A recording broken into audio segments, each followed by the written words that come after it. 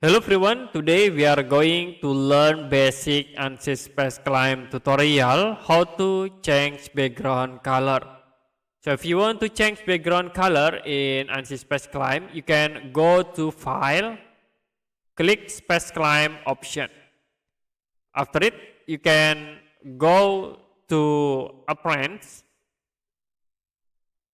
and then in this color, you can see we have this background options. For the color, default to be set into white. If you want to change, you can click and drop down menu. You can choose your color in here. Like I will set into this color, Miss Rose, and click OK. The background color will be automatically changed.